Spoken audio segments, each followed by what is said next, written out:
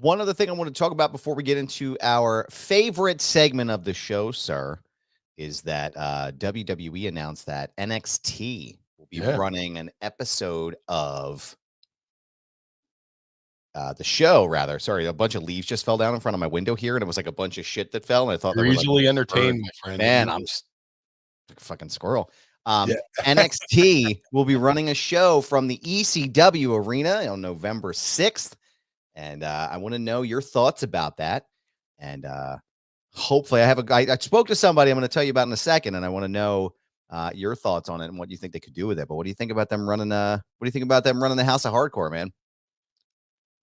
I guess I should hide in the building soon. I guess I should get some rations and Uh-huh. a sleeping blanket and find a place in the building to hide until the right time. I Yeah. guess. It's fucking great.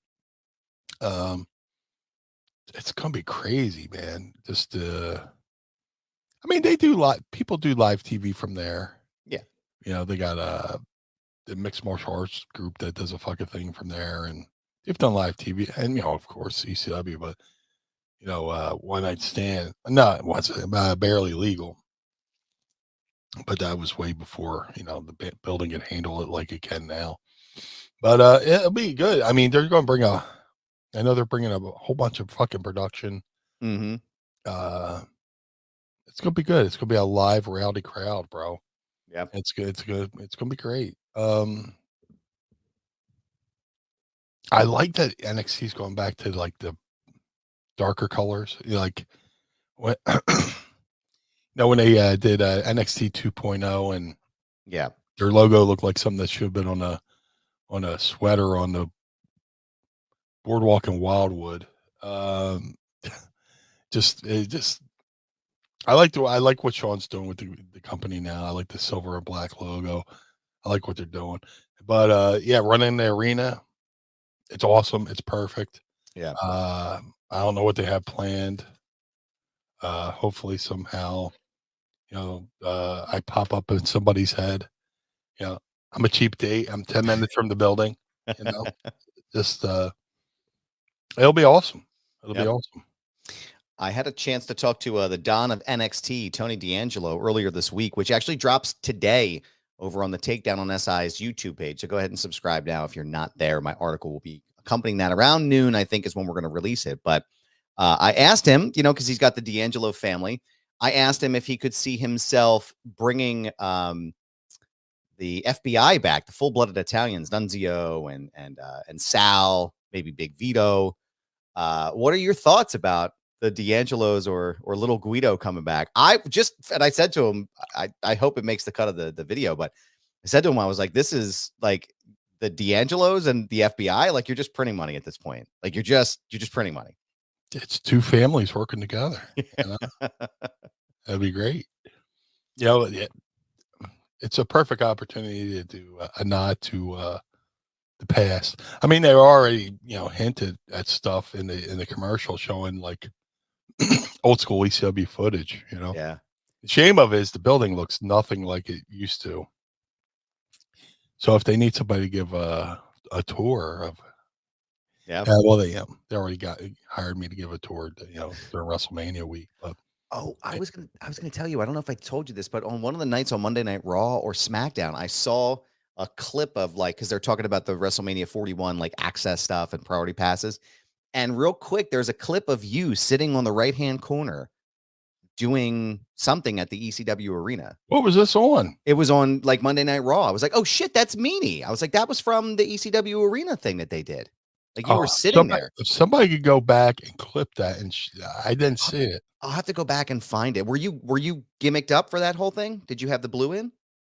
I believe I did. I was, yeah, because I knew I was like, I know that blue hair anywhere. It's like that's the fucking blue I was. TV. I was. So I was blue. Look, back in the day, I used to dye my hair blue. Mm-hmm. But I do stuff sporadically now. I'm not. I could wrestle every weekend if I want to, but what they're paying versus what I'm willing to feel is two different things. Right. If it's worth it, I'll wrestle. or I'll do conventions. That weekend, and when I do stuff, I've been using this blue hair wax Oh, that goes in, and it does. Yeah, the thing about being the blue meanie back in the day is I put the blue dye in, but then I would have to hairspray my hair straight up. right, right. Hairspray kills the color, So and you're then my constantly, yeah. constantly dyeing it. So I got this blue hair wax that does the styling and the color. So like when Mania was in town, there was times I was sleeping with the shit in my head, and Oh, just God. why wash it out? I'm just gonna have to put it back in a couple of hours. So Yeah. I put on a fucking bathing cap and was fucking sleep with it. But yeah, that was my blue head in the commercial. I need it, dude. If it's on like your DVR or something like that. It should still be on the YouTube TV. I think it was 2 weeks ago, if I remember correctly. I'll have to go back and scan through and find it. But I know I saw, like, they had, like, how they do a bunch of different things, like, oh, get your priority pass now. And then it was like clip, clip, boom. And then, oh, fuck, that's Meanie. Yeah, So I'll grab it for they you. But recorded well, not the whole tour, but they recorded most of the tour I gave out. So I wonder, and again, like, I wonder if they're going to use any of that for this NXT thing coming up. But like I said, I was shocked. A couple of things, two things that really stuck out to me. Selfishly, obviously, I got to put myself over. They used the article title from my Sports Illustrated piece in the clip, which for was the what? news. So, like, when they were announced, they did a whole bit on NXT. I think it was this past week. I think it was Tuesday or Wednesday, and they do a whole thing about ECW being, or NXT being at the 2300 Arena, and they used Yahoo News's report, Philly Inquirer's report, and then my report from Sports Illustrated. So they put the title of my piece Amazing. in the fucking. I was like, oh, I know that, I recognize that, and at the same Look time, at you. I was like, right, like, what the fuck, this is great. But at the same time, they also were showing footage of New Jack, which I fucking love. But it's also like it's it's a new era, it feels like, because Yeah. feels like for so long they shied away from New Jack. And now it feels like under this new regime, they're really leaning into that older Oh, stuff, it's definitely Triple H. Yeah, I for mean, sure. Yeah, it's definitely him doing it. But um, I love the fact that they're not. It's like, I love the fact that they're not shying away from anyone that was in that company. Obviously, like, there may be one big one that they may not use, but like, everybody else is fair game. And because you can't really tell the history of ECW without New Jack, and I think that's pretty eh, fucking dope. it's cool and the shame all at the same time. Yeah. Um, you know, New Jack tells the story how they wanted him initially to be they tried to get him to be a member of the Nation of Domination, and for whatever reason, it didn't work out. But then the one night stand weekend, it was like it was kind of sad that, like, there's the Jeremy Borash tribute to ECW, like 2 nights before one night stand, and then like all the guys who were like a part of that show were leaving Philly to go be a part of one night stand, and like had to leave New Jack behind. And it's like, fuck, Yeah. you know. Imagine the Hammerstein Ballroom if New Jack would have came out, but Oh my God. There would have no, been, because I don't know if there would have been a louder pop outside of anything it could have done with bringing the Sandman out of the full entrance with the full regalia and the metallic and everything.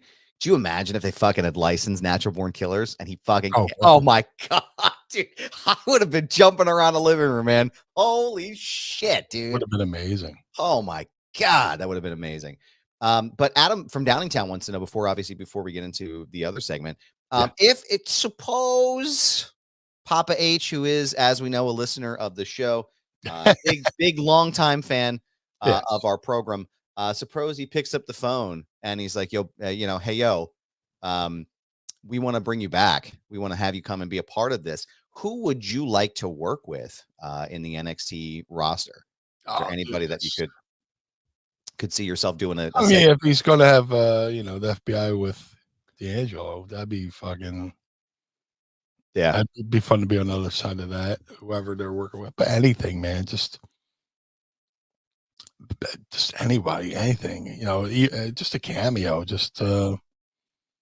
don't want to put anything out in the ether, and then like like say I say what I want to do, and then they, Triple H is listening, wink, wink, and then he goes, "Oh well, I was going to do that, but Meanie said Right. it." Yeah. So I don't want to jinx myself by putting it out there that but I don't want to fuck myself. No, that makes sense. But I could see another Paul calling. If I may, if the Blue Meanie should decide to arrive, yeah, I think we put him with Trick Williams. So yeah, anybody, man, anybody. no, I can work with anybody. I would love to see it, man. And I'm always rooting for I you. know it wouldn't be a match, but That would like be a yeah. even if it's a backstage cameo, we're bumping into somebody in the hallway. Meanie, what are you doing here? I live here. Yeah. I live here. Oh, Philadelphia? No. I live here. Here. What are you guys doing in my You live in room? the 2300 arena? Yeah. I sleep under the ring. Shit like that. What are you guys doing in my room? Why are you guys here? Yeah. Who let you in? Yeah. I'm excited, man. It's a completely sold out. So that it's sold out really fucking quick. That's So amazing. if you can't get, obviously you can't get And there. that's another thing. I saw people complaining online about the ticket prices, but it's a one-time thing. Yeah. I can see if they're trying to run that regularly and charging those prices, but the cost that it costs to look, I talked to Roger at the building, and just hearing how much production they're putting into this show, it's going to cost them a lot of money to run a building that small. Yeah. Absolutely. When they do their regular show, they're at the PC. Yeah. Where everything's just sitting there in house. This, they're actually moving production. They have to bring a truck. They have to bring all this special stuff to make the arena look WWE worthy. So